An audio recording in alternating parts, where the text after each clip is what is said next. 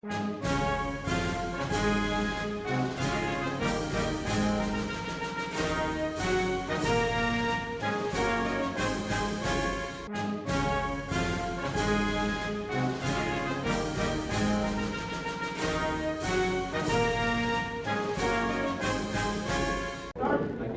to us from Georgia.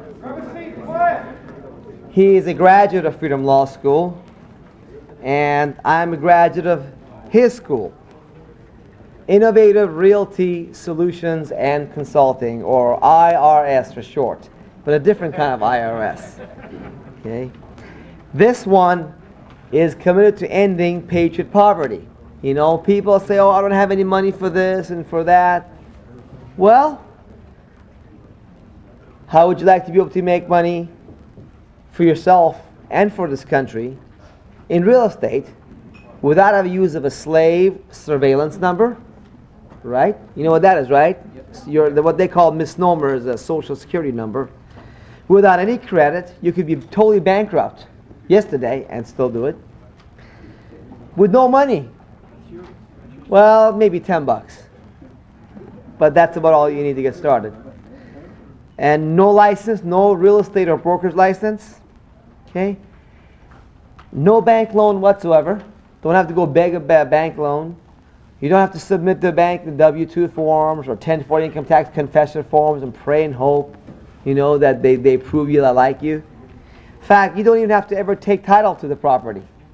So you automatically can have it be judgment proof. Because you never, you know, takes title in your name anyhow. And do it all with, like I said, just $10 down and no risk. Does this seem possible? Well, about a year and a half, 2 years ago, I heard about, actually 2 years ago, I heard about this gentleman, and I met him. And he said it's very possible. He's been doing it for a while. And I said, if that's really like you say it is, I'm going to have to talk to you some more and check into it and tell other people. So I talked to him some more, and I could tell that what he was said actually made sense. So I went and took his class in March of 2001 in East Coast. I arranged my affairs so I could be in his class for 2 whole intense long weekend day, like 9 a.m. to 10 p.m. at night type of a class, 2 days, on how he does all that. And I can tell you, it works. No risk, no money down, real estate investing with privacy, and make lots of money at it. In fact, the current location that Freedom Law School moved to in Phelan, California, in San Bernardino County, we moved from Tustin, Orange County there, about a year ago. That place was purchased using exact same techniques that you're going to hear this speaker tell you, and with only $10 down. And I overspent it. It's supposed to be $1 down. So, without any further ado, I'd like to have him come and give you, the overview of how it all works, because of course it takes more detail. But please, help me give a warm hand of welcome to Mr. Rich Diamond.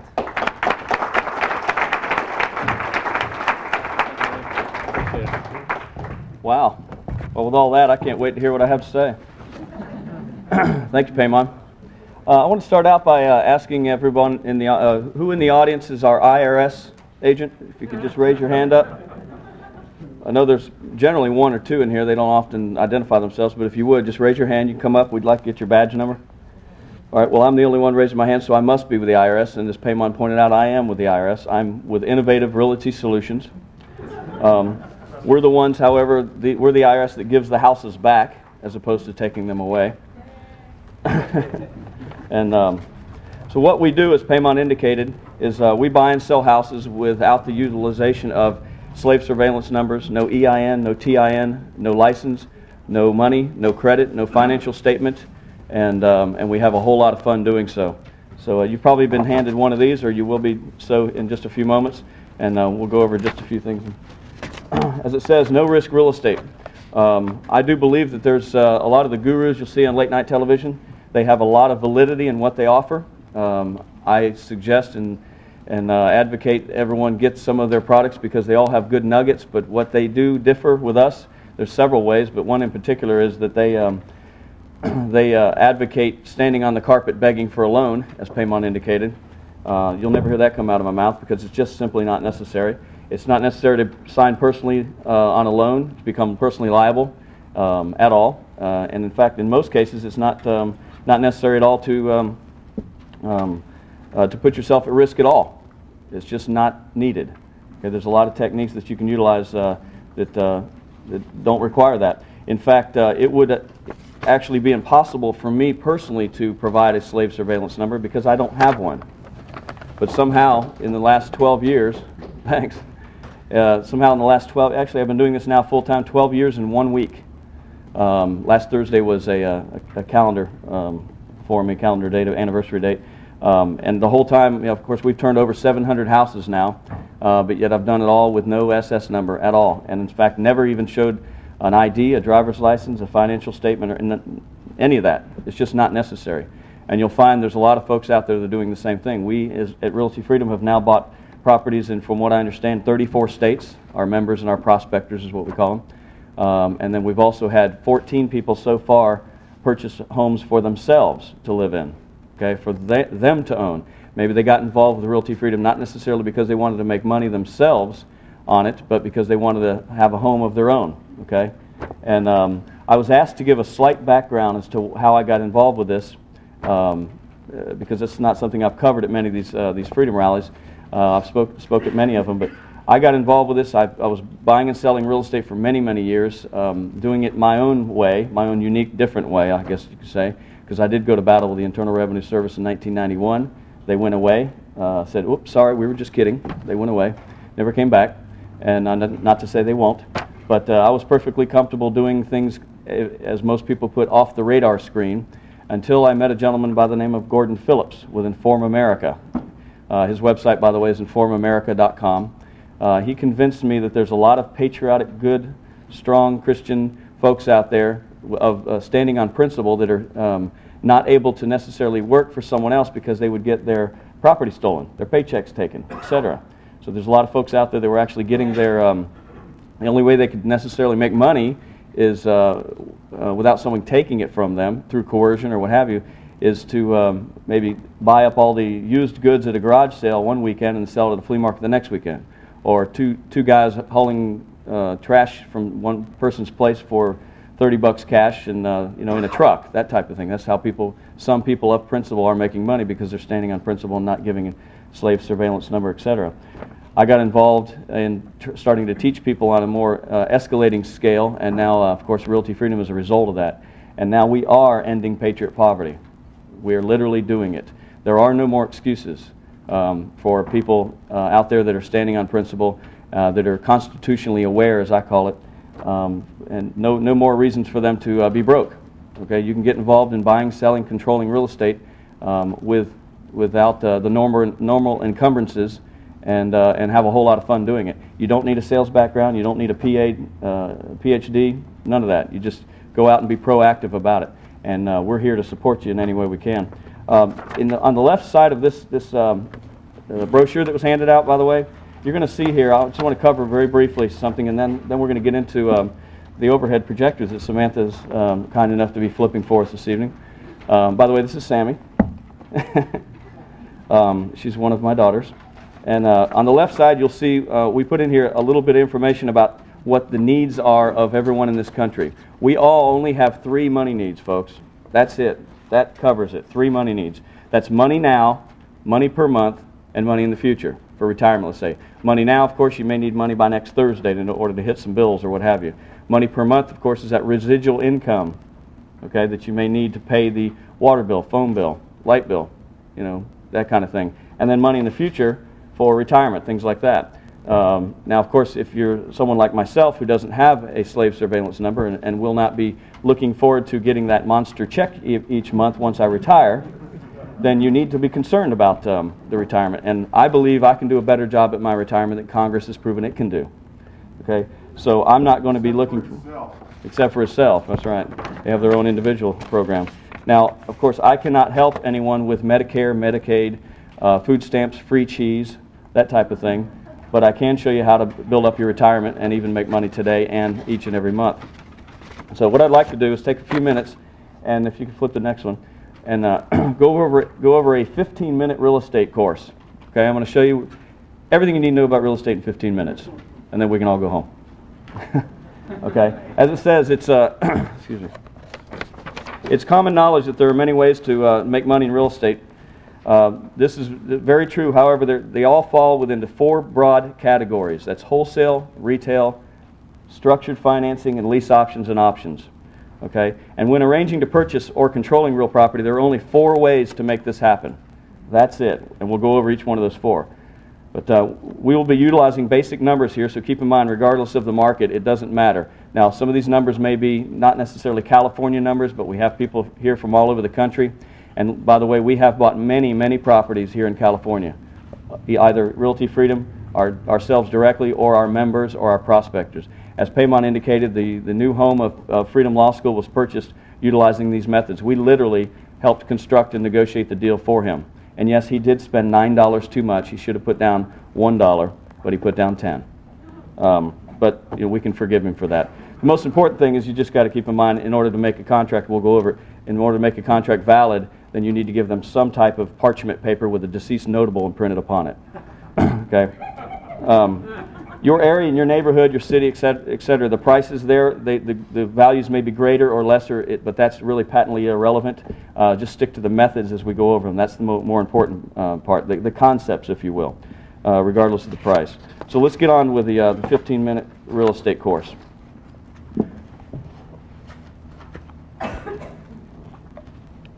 As it says, first we'll cover definitions. Obviously, anytime you're talking about specific situations, you need to define what you're discussing. Can you see that all right? It looks a little fuzzy from here. Everybody can see it in the back? Okay. Maybe someone can twist the thing there a little bit. Yeah, the adjuster. All right, the first one is note.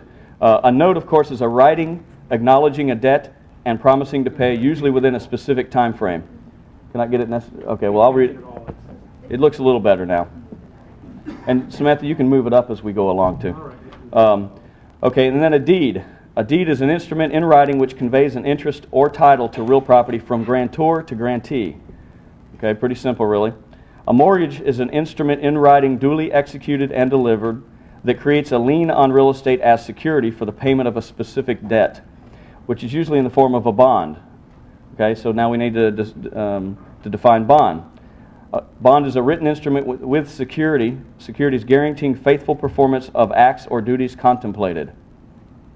Okay, and there's information back at our table a little later if you pick up more information on these particular topics and definitions. Loan to value is pretty important to understand in the world of real estate, of course, and that is it refers to the amount of money loaned on a property relative to its actual value. Okay, what's going to be loaned versus what the value of the property is. A wraparound mortgage is a new loan encompassing any existing loans. Okay, they actually wrap around the existing loans. We utilize that a good bit because we actually buy and sell houses. We actually assume mortgages that are non-assumable. Okay, we'll go into that a little bit later as well. We can do that because of the Garn-St. Germain Depository Institution Act, by the way, of 1982. A moratorium is a period, usually temporarily, of suspension of contractual obligations. Okay, and then an affidavit is a written statement or declaration sworn to or affirmed before an authorized person. And then, of course, one of the major one is a contract. Many of you are familiar with a contract, but a contract is an agreement between 2 or more persons, individuals, businesses, or organizations to do or refrain from doing a particular thing in exchange for something of value. That is a contract. It's pretty simple. Now, there's 5 elements to a contract. You must have them all present in order to have a legitimate real estate contract. So what are the 5 key elements to a binding real estate contract? Here they are. Real property. You have to have something of tangible value, of course. Real property is an item or items of value and proper subject matter. Of course, what we're talking about here is real property. Okay? Real estate, if you will. The second component is competent parties. 2 or more persons of age of majority with mutuality of agreement and obligation. And then you have to have a strike price, something that you agree upon, the purchase price. The amount that you have arranged and agreed to pay for the property is the strike price. Okay? And then consideration. Consideration is something of value submitted to the seller. Money is the most common form of consideration, but a promise to perform, like a promise to pay someone, promissory note if you will, or other tangibles are also satisfactory. And then terms, you have to discuss the length. That's the length of time given to perform the other elements of the contract. Some people would call that the life of the agreement. Okay? Those are the 5 elements of a contract. Now let's define the equity. Equity is the market value of a property minus the amount of liens or encumbrances and possible judgments. Okay, the value of the property minus what's owed on the property. Okay? The most common encumbrance is a loan secured on the property itself. The loan is generally called either a mortgage or a trust deed, depending on your state. Okay? The state in which you live. Keep in mind that there can be more than one loan on the property. The first loan originated on the property is called the first mortgage or the first trust deed. The second is generally called the second, and so forth and so on. Examples of other liens or encumbrances could be unpaid property taxes, they called ad valorem taxes, or a mechanic's lien, or maybe unpaid small claims judgments, that type of thing. So what we'll do now is we're going to go over an example. If you can switch to the next one, Samantha. Let's use an example. Let's say you're negotiating a purchase of a property for $100,000. And for those folks that are here in the California area, yes, you can buy a house in this country for under $100,000. That's not just an outhouse. It really can be done. But you know, if you want to insert 400 or 500, if you're in Silicon Valley, 800,000. Okay.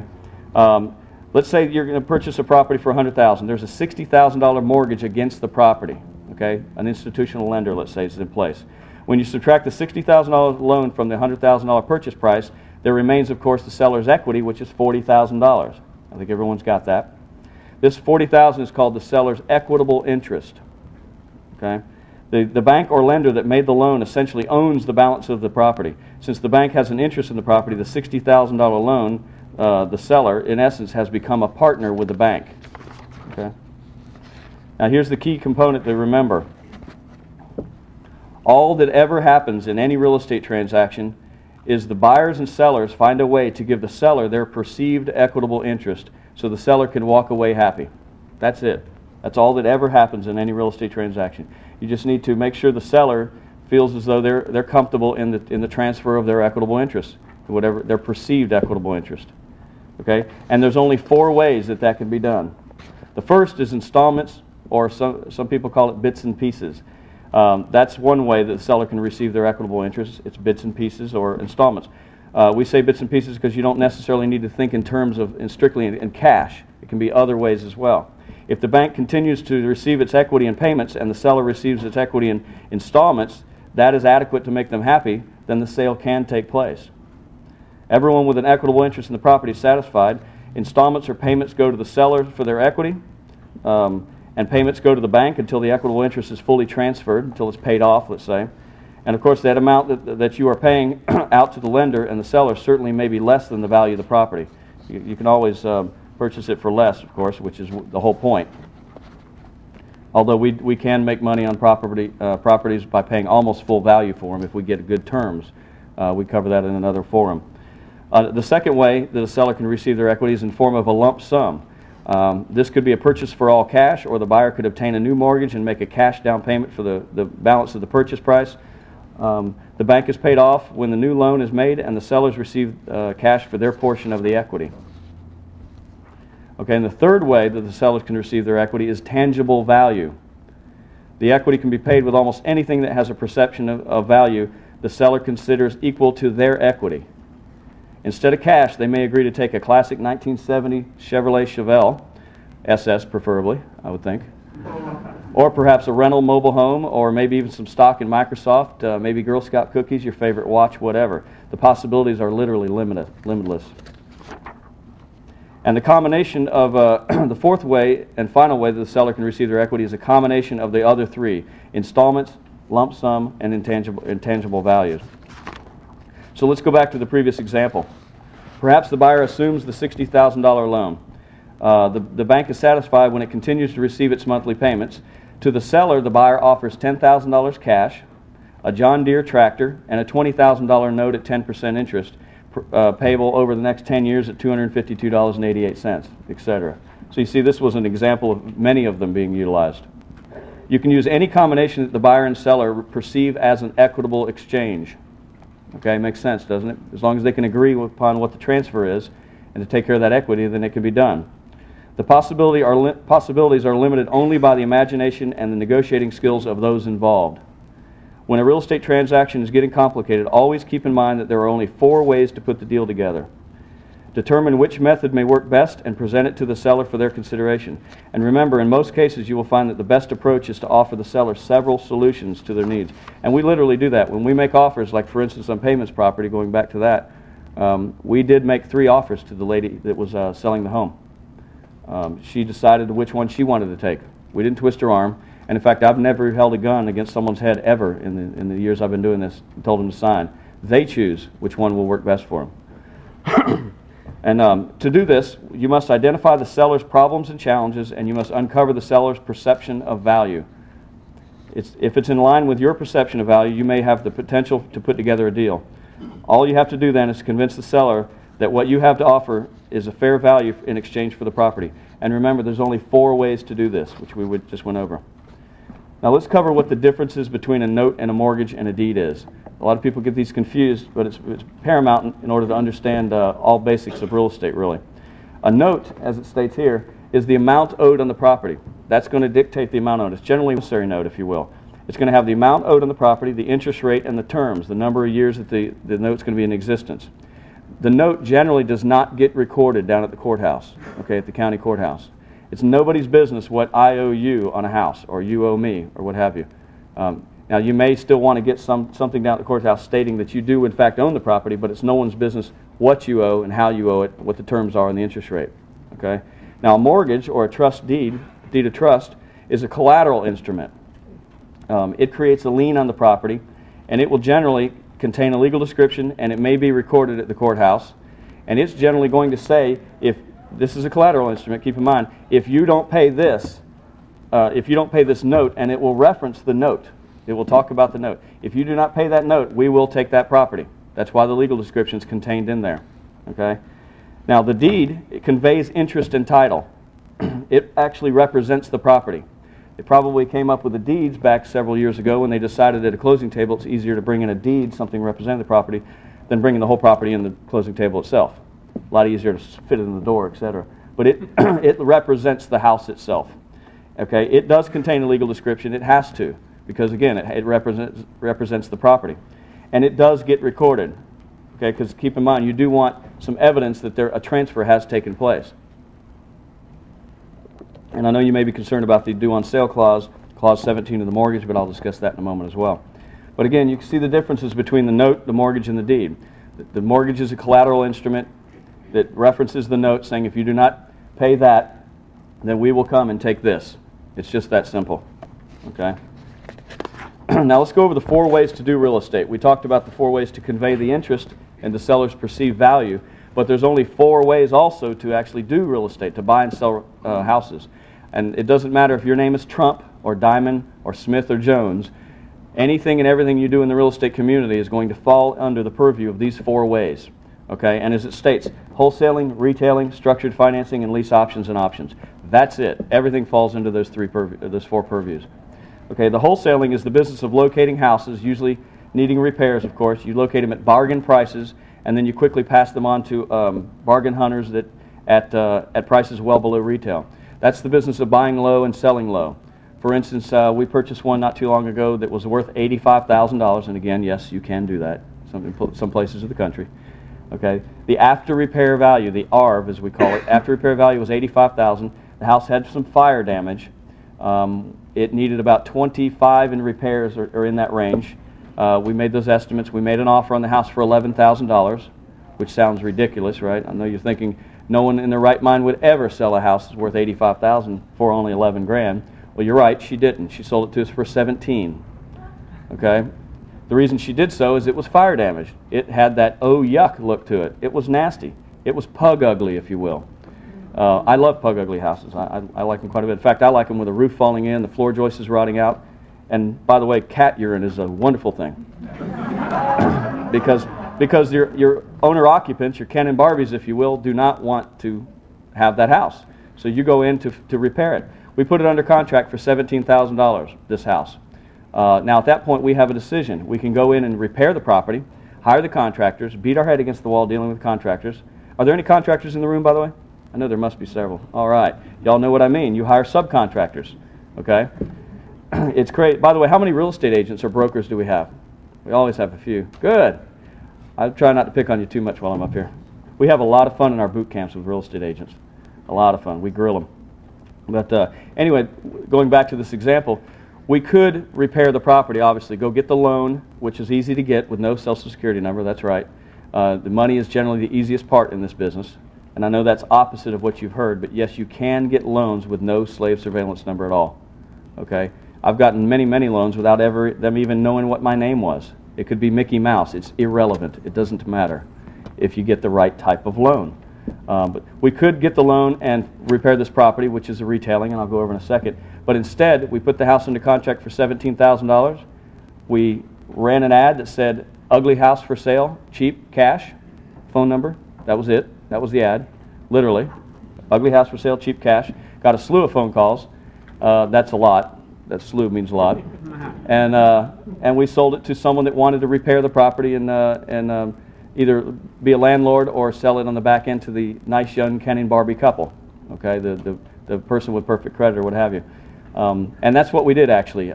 We sold this house for $25,000, and in fact, we didn't even sell the house so much as what we did is we did an assignment of contract, okay? You can do it on the hood of a car. We have a purchase and sale agreement with our seller for $17,000, stating that I will buy your house within the next 60 days for $17,000, all cash. This is what the purchase and sale says. And I will buy it in as-is condition, no warranties expressed or implied. Okay? Everybody follow me? Here's your $1, good and valuable consideration. You know, a dollar is good. And a lot of times, actually, we'll use Bernard's money over there, the silver dollars that we utilize. We do that a lot. People like them. They keep them. And in fact, they'll beg, where's my dollar? Give me my dollar. So you do that. Now you have a legitimate equitable interest in the property. You can do with that equitable interest what you choose to do. You can barter it, sell it, trade it, whatever. So we decided to sell it. So we sat down with a gentleman at a Wendy's and across the hood of a car in the parking lot, signed an assignment of contract, gave him the original purchase and sale agreement with the seller, gave him the assignment of contract. He gave us a cashier's check for $8,000, and he walked. And that was it. That's wholesaling. He went off and retailed it, dealt with the contractors, et cetera, got the loan, et cetera, et cetera. And wholesaling is a lot of fun. It's a real quick business, very, very fast. You do have to see you got to kiss a lot of toads, okay? You got to kiss a lot of frogs, if you will. But when it happens, it's really quick. Okay, now you could also wait for your money down the road, 60 days, let's say, and then get to your funds at that time, but I prefer getting it right up front, really quick. Okay, and I think our fastest at this point is 40 minutes. When we bought and sold a house, and it only took me that long to get the other side of town on my motorcycle in order to sell it 40 minutes later. But it's a lot of fun. And in fact, when you do run that ad, by the way, and you get a lot of phone calls in from people that want to rehab or be landlords, you just simply keep them in a database and then do a broadcast fax next time you get a house. You don't even have to go fishing for buyers anymore. You've got them right there. You know, and you just fax them out that ugly house flyer, which that's a fun flyer to put together too. It says at the top, "Pug ugly house for sale," real in like 72 font, you know, the real big. Underneath it, just go for it. It's gross, nasty, horrible. Wait till you see this one, you know. And then you fax it out to them, and it gets their attention. And that's what they want to do. They want to fix properties up, so we really go into it. You know, nasty, smells, odor. Watch out. Bring your mask. You know, it's a lot of fun. So, but let's go over retail. Retailing. Now, keep in mind, wholesaling was buying low, selling low. Really fast business, very quick. Retailing is buying low and selling high. This is what people traditionally think of when they think real estate investor. It's the business of locating houses at bargain prices, usually rehabbing them and selling them to the end consumer with all cash, usually new financing. So it's buying low, selling low, or buying low, selling high. Backing up to the previous example, we could have put the property into contract for $17,000, as we did. Then we could get a loan on the property and put $25,000 into it, and then we could retail it on the back end, you know, 4 to 6 months later after rehabbing it and putting it back in great condition, and then selling it on the back end, which we sell it for $84,900, let's say, in that market. We make somewhere in the neighborhood of $42,000 after all the expenses, you know, closing costs and other such thing. And you may ask, of course, then why in the heck would you take $8,000 rather than selling it and making $42,000? It's because it was faster, and I had too much on my plate at the time. Besides, I didn't want to see that ugly thing. It was nasty. I want to go back there. Well, let's discuss structured financing real quick.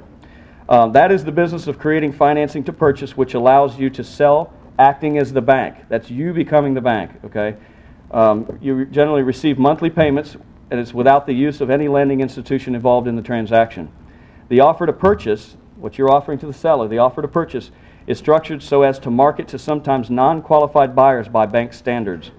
This allows for an almost instant sale, which usually closes within a few days of locating a buyer who has a reasonable down payment. And a reasonable down payment, to me, is generally a little more than what they have. If they say they have $6,000, I want them to have $7,000. If they say they have $10,000, I need them to have $12,000, because I want them to stick to the property. I want them to be there. This generates a cash profit now, a monthly cash flow, and a profit when your buyer sells the home or refinances down the road in the future. Okay, so it solves all three money needs: money now, money per month, and money in the future. Structured financing is absolutely my favorite way of doing business. It's very creative and it's a lot of fun. Okay, it's essentially, let's say, taking over. Just one example would be, well, let's say the scenario of Paymon's house that he's got. Lady needed to sell the house. She had some situations that took place. She was a motivated seller, which, by the way, is the only ones we deal with. If they're not motivated, we walk. Okay, one of my favorite words in this business is next. If she's not motivated, we walk. Okay, we don't even look for houses so much as we look for motivated sellers. Someone we can help solve a problem with, because that's what we get paid to do. It really bears down to that. We get paid to solve problems. Okay, but we find this lady that needs to get out from underneath the house. She was making double payments. Okay, it was quite a burden on her, because double payments after 6 months really can get to you after a while, as you can well imagine. It had a loan on it that was on it for, I guess, about 8 years, something like that. We assumed the mortgage. It was a non-assumable mortgage, meaning in 1986, Congress passed a law that allowed lending institutions to put due on sale or acceleration clauses into the mortgage. In fact, it's March 15th, 1986 for FHA, and it's December 15th for VA loans. At that point, they could then, if the house is transferred over, they could call the loan due. Okay, stating accelerating the mortgages instead of 360 mortgages, all due now and pay it off at transfer. However, they also passed the Garn-St. Germain Depository Institution Act of 1982, which allows a person to put their property into an entity such as a land trust without triggering the due on sale clause. Okay, so we assume properties that are non-assumable. We do it what's called subject to the existing financing, or we put them into a land trust, or we do it on installment agreement for deed, land installment contracts, whatever. There's a lot of methods in order to do it. So, so we take this property over. Let's say it's worth $150,000. It's got a $60,000 mortgage on it currently. We assume the $60,000 mortgage, start making the payments on that. That we're obligating ourselves to do so, and then maybe we give her back. We say we're going to pay her $80,000 for the property, so we give her back a $15,000 note and give her $5,000 cash up front. Okay, that's the arrangement in the agreement. Okay, again, let me go back over that. The house is worth $150,000. Maybe it needs repairs. We assume the first. On the purchase and sale agreement, we're going to state we're going to assume the first mortgage of $60,000. We're going to give her $5,000 cash up front when we find our buyer. And then we're going to give her $15,000 second mortgage payable of, let's say, $150 a month for the next 10 years. Okay, so that's the combination that we talked about earlier. Now, and then we have 60 days to perform, and here's your $1 or your 10, as Paymon did. Spent $9 too much, but that's okay. So at that point, now we have 60 days to perform. Now we turn around and run an ad in the newspaper, put up flyers, do everything we can to market the property, pop them. Flyers in the front yard. We distribute them in the area. We put a sign, a for sale by owner sign, what we call FSBO sign, in the front yard. And it all says owner financing, no bank qualifying. That's our ad. That's our marketing. Because see, now we can sell the property in owner financing. Okay? And now we're marketing it. We find a buyer that comes along that has, let's say, $10,000 to put down, or we take 99 actually, staying below that threshold. We take the 99, let's call it 10. Take the $10,000 in, we give our seller $5,000. Okay, then we have payments coming in of $1,000. Let's say we pay out $600 on our first mortgage, $600 a month. Then we pay $150 on our second mortgage. Okay, $750. We make $250 each and every month for the next 30 years. Okay, and then of course the buyer moves into the house and owns the house at that point. And they own it on agreement for deed. We never actually give them the deed. Just like a vehicle, you get a certificate of title, you don't actually get the title. That's how we sell it to them. That way, if they default, we can take it back that much quicker if they fail to communicate with us. Of course, if they're communicating with us, we're going to work with them every chance we get to make it work for them. So that's a type of structured financing. We do all aspects of it. Maybe the house is free and clear, which you'd be absolutely surprised how many free and clear houses there are across this land. I'm amazed by it. It's probably close to 45% of all houses are free and clear. It's an amazing figure. And at that point, we show the seller. Now, when you talk with the seller originally, they're going to say, I want to wash my hands of it, I want all cash. I'd say 95% of them say that. But somehow we end up buying houses because we just reflect and show to the seller how it makes sense for them to do it otherwise. When they become the bank, it makes sense. And of course, when you become the bank, it definitely makes a lot of sense. Because in that example we just ran down, that's you're making, when you take $10,000 from get $10,000 from your buyer and you give 5 of it to the seller, you made 5 right up front. Then you're going to make $150 a month each and every month. I mean, you can run your calculator on that, but you're probably making over $100,000 in this property. Okay, and this is why the banks, by the way, have the huge columns, the granite steps, and the cherry desks. Compound interest is what they call it. We just do similar to things that the Rothschilds, the Rockefellers, and the Loebs do. We just do it a different way, and we are, of course, as I mentioned, ending patriot poverty, using their same tools back against them. Okay, showing patriots how you don't have to be broke. You can do this yourself and make money, and then put money perhaps back into the coffers of your own causes. Okay, so that's structured financing. And to finish up here on this one, we got lease options and options. That is the business of taking control of a property, leasing it from the seller, and retaining the option to purchase at an agreed upon price and terms. In addition, you must have the right to sublease to a tenant buyer, giving them the right to sublease it from you. Okay, this is a very simple way of doing business. Lease options is one of my favorites. It's very simplistic. It doesn't take someone being super motivated to get involved with you, a seller, let's say. Most of our business in this arena come from after real estate agents haven't performed, okay, for whatever reason. It could be a whole gamut of reasons. One of which could be, let's say, it's a 3-phase community that's gone in. The subject property you're dealing with is the first phase. There's second and third phase. So the people that the Ken and Barbies with the perfect credit and the great down payment drive past the house that you're working with, or the seller that you're dealing with, drive past their house and go into the new phase where they can pick their own color of wallpaper and their own carpet. Okay, makes sense. Why do they want to take their brand new or their excellent credit and their good down payment and buy a used house when they could buy a new one? They're very picky folks. But keep in mind that that person with perfect credit and great down payment, that's a very narrow pool of buyers in this country. Okay, it's very easy to get overextended on credit these days in this country. So the largest pool of buyers is those folks that have the small blemishes or the debt ratio problems or they're self-employed. That's a huge pool of buyers, enormous. And that's the ones we generally work with, although we will sell it straight out, of course, as well. But what we do here is we're working with folks that have those blemishes or they're self-employed. They don't fit into the box that the lender is looking for quite yet, and we just get them in that box. We help them clean up their credit. Okay? It's just that simple. And you don't even do it. You find mortgage brokers that are just knock over your door to get the loan, to get the commissions on the loan, so they'll help them clean up the credit. Okay? So we go find it. We literally lease a house with an option to buy from a seller, and then we turn around and lease it with an option to buy to the buyer. It's just that simple. And let's go over an example on that one.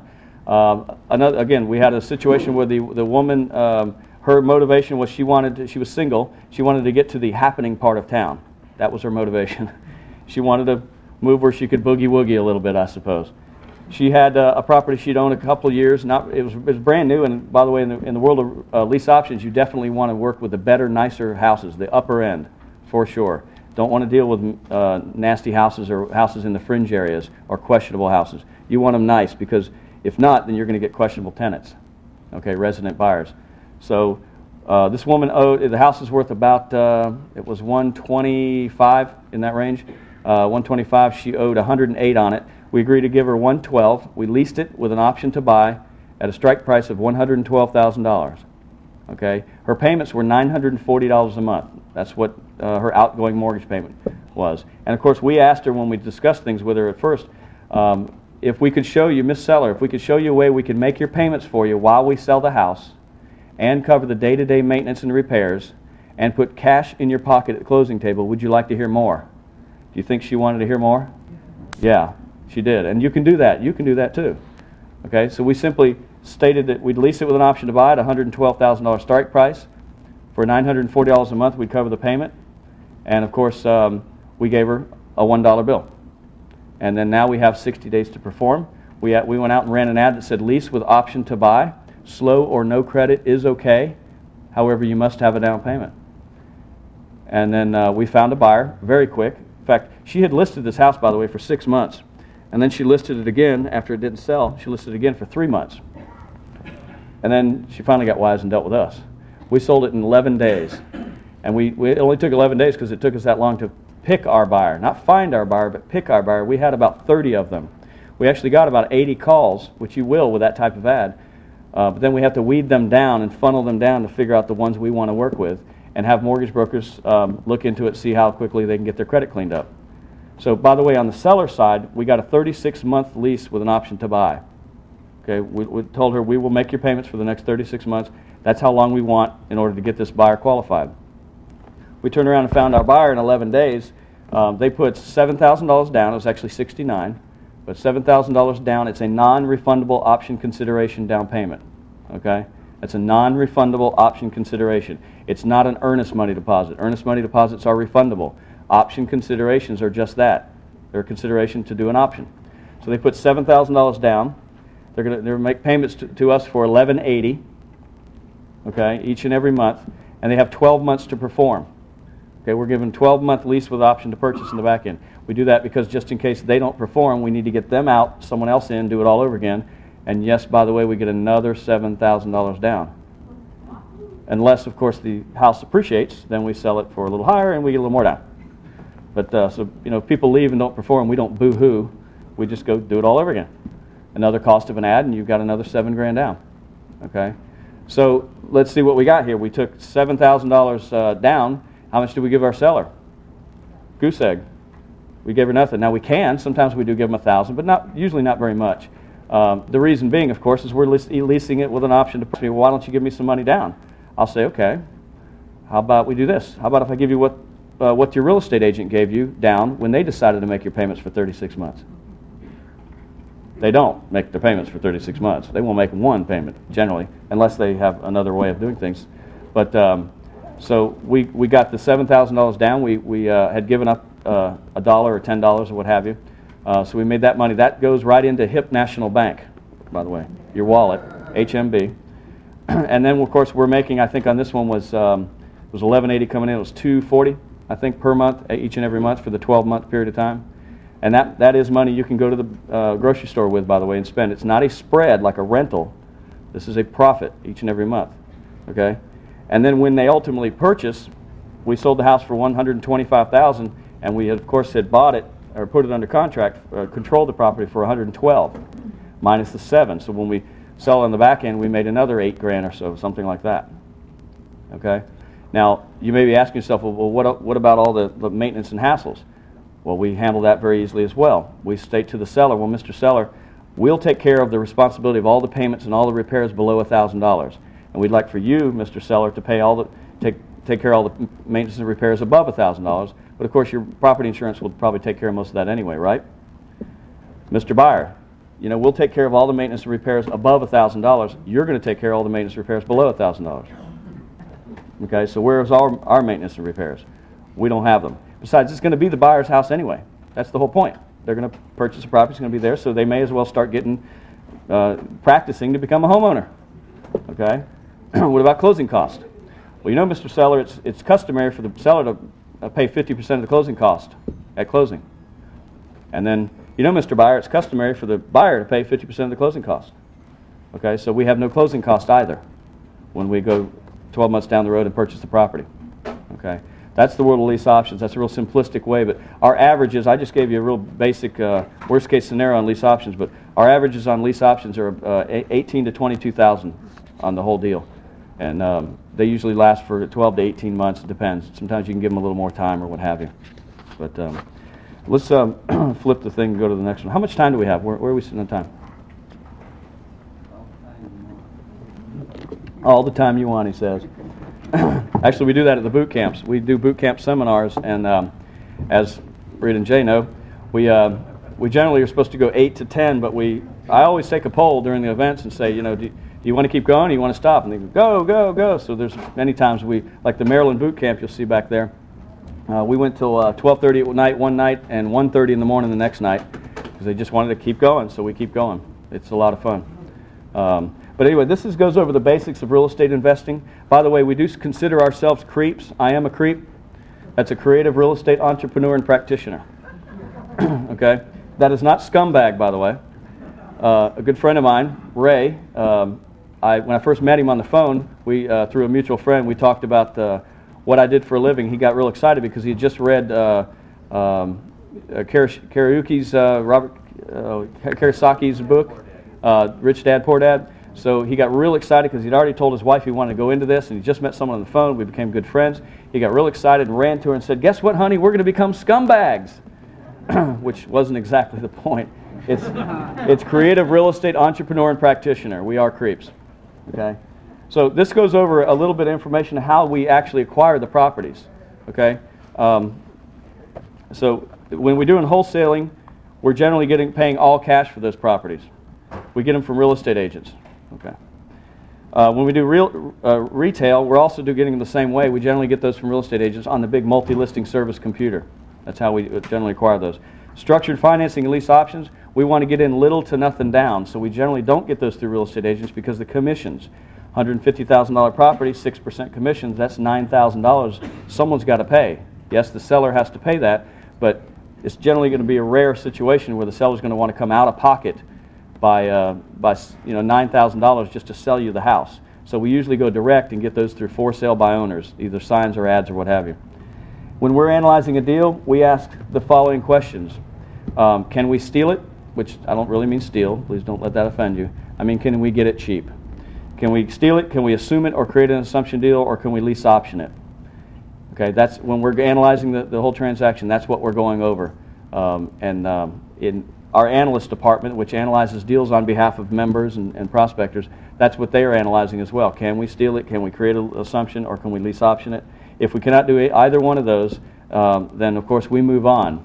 As I say, next, that type of thing.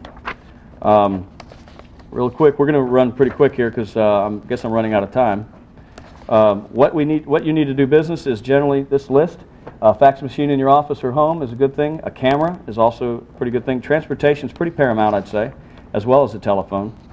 A mobile phone is optional, but I stand before you saying I bought over 700 houses, and I definitely wouldn't have bought about 50 to 70 of them if I didn't have a mobile phone. So it definitely comes in handy. A few purchase and sale agreements, a few dollars for binder deposits, and maybe a few dollars to spend on a lead generation campaign, but that's optional as well. Okay. I did want to go over it. There's some other sheets like who owns these type of houses. The type of houses are all over the place. These type of scenarios. We're essentially helping people. We're solving problems for both the seller and the buyer. In fact, I've had more than on one occasion the seller has shed a lot of tears because he really helped them solve a challenge that they had in their life. And the buyers, of course, shed tears at closings quite often because they never thought they could own a home in their whole life. And we show them how they can. Okay, so, but it could be any situation. It could be the 3 Ds: death, divorce, disaster. It could be they're transferred. Maybe they're making dual payments. Whatever. And by the way, when the economy goes down, we always do better because there's more opportunity to help solve problems. Okay, can you move on, Sam? Actually, I won't go through the next one, or that one, or the final one, actually, which is this one. I wanted to go over one final point with this before I show you some other things, and that is, where will this work? It will work anywhere, absolutely anywhere. I used to do something in the boot camps. I'd have a friend of mine stand to the side with a line under that. Where will this work? Or, well, where will these won't work is what the line was. And it stated on it, I said, well, someone in the audience would say, well, this won't work in my area because of thus and such. And then I'd say, well, where are you from? And let's say he says Baltimore. So my friend would write Baltimore, where all the areas in the country where this won't work. And he'd write Baltimore, and I hand the sheet, put it up there, and I go, yeah, and you're right. Baltimore is the only place in the entire country where this won't work. No, the bottom line is this will work anywhere there's humans. That's it. Because humans are interesting creatures that seem to get themselves into all types of challenges, pickles and other such things, particularly financial. So anywhere there's people. We just bought a house yesterday while I was here upstairs in Alaska, in Petersburg, Alaska. Okay, so it's done anywhere. We've bought them in 34 states, including Canada and Alaska, and it can be done absolutely anywhere.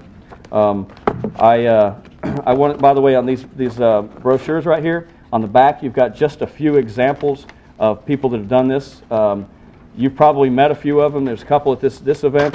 There's some at almost every freedom-oriented event around the country. Just read down that list. One of my favorites is the top one, which is Bonnie and Brian. Brian actually is a CPA, kind of interesting, and he understands the realities of what's behind the discussions this weekend. But Bonnie sat in the back of a Houston boot camp seminar we had and literally laughed at me, ridiculed me about some techniques I was teaching, particularly split fund down payment and moratoriums, those two. She said, there's no way a seller would take a split fund down payment, meaning I'll give you $10,000 down, I'll give you $5,000 now, or when we close, Mr. Seller, and I'll give you 25 in 6 months and 25 in 12 months. Okay, split fund the down payment. There's no way, she laughed. Absolutely not. And then the moratorium, meaning I'll give you the down payment, but I also will give you, let's say, payments of $750 a month for the next 30 years, but I don't want to make the payment for 6 months. Okay, moratorium of payments. She laughed at that. There's no way that would happen. But as you can see on this thing, we made an offer on a house for her on her dream home. We made 3 offers, actually, on the dream home. 4 days later, it was accepted. He didn't take the 6 months moratorium, by the way. He took 3. But he did accept split fund down payment and moratorium. And she moved in her house 7 weeks later. And she never showed an EIN, TIN, SS number, and didn't have a license, never showed a financial statement, never provided a credit report, never even saw their driver's license, didn't even know who they were. She could have been Minnie Mouse. Okay, but now she lives in what she calls her dream home in Dallas, Texas. And there's a lot of other examples like this. What's that? Oh, her oh yeah, but she's not here though. But yeah, she did say that she'd sign these too. They'll autograph them last time. Oh, I'm on here. She's such a sweet lady. I'll autograph them for anybody that wants me to. Okay, it was funny. By the way, these sheets are back at our booth back here, at our table. And if you'd like to receive our monthly newsletter for anyone here at this event, we will provide the newsletter for you for free for 6 months. So take advantage of that if you'd like. We also have things like this video. It's an introductory video to what we do. It goes over the if, ands, whats, the who, what, where, why, how, all the proverbial questions about real estate and how we do it. There's also a section at the end that talks about 7 or 6 or 7, I forget, ways to get started in doing this, okay, in no-risk real estate. We also have, of course, as you can see, audio cassettes that go over the boot camp. The boot camps that we've done. This is one from Atlanta where we covered extensively lease options and structured financing. And this right here is a boot camp video course. You can see those 4 down there. You actually get 10 2-hour videos. It's over 20 hours of video where we go out and about buying and selling real estate. In fact, Paymon was there, as he indicated. Bill Still, the Money Masters video gentleman, is on here as well. He dragged him kicking and screaming, Bill Still. Who's seen the Money Masters video, by the way? A good portion of you, I guess. Paymon has it back there. I highly recommend it. But Bill is an interesting character. He did the Money Masters video. He's written 11 books. He came kicking and screaming to our video, our boot camp, and then he resigned from his job or got laid off. I forget. About 2 weeks later, and now that's all he does is real estate. He went out and bought 7 houses, or controlled 7 houses within 2 months, just really quick. It can be done easily. But this thing is 20 hours worth of video. As I said, it comes with a workbook, and this is normally $6.95. We're doing it $4.95 at this event, plus a free membership and some free cassettes as well. And you can take a look at that. But I want to just leave you with one final thing, and that is, as you can see, I have daughters. Samantha is one of my daughters. I've got 3. And one of the major advantages, in my estimation, of being in the real estate business is if you do have daughters, that you know, sometimes when you have daughters, you have young men coming calling. You know what I mean? Well, that can be a little much for us guys to handle, as you well know. So what I always try to impress upon them, the young gentlemen that come calling, is just be a little stern with them and firm and be nice, but yet also make sure that you mention to them that you own a shotgun, a shovel, and a lot of land. So it is an advantage being in the real estate business. But just don't do it with an 11-year-old when you didn't know his age, because he goes tells mom. Thank you, I appreciate it.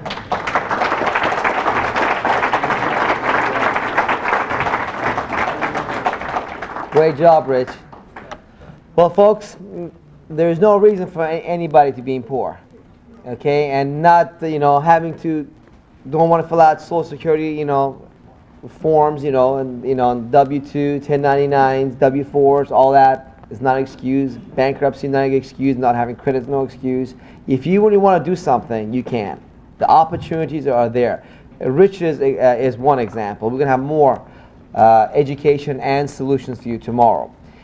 Tonight we're going to take a break right now, so if you want to call your family or friends or whatever, you can do that. But the banquet is at 7 o'clock here. So what's going to happen, folks, before you step outside, the chairs in the middle are going to be moved out, okay, by the hotel staff.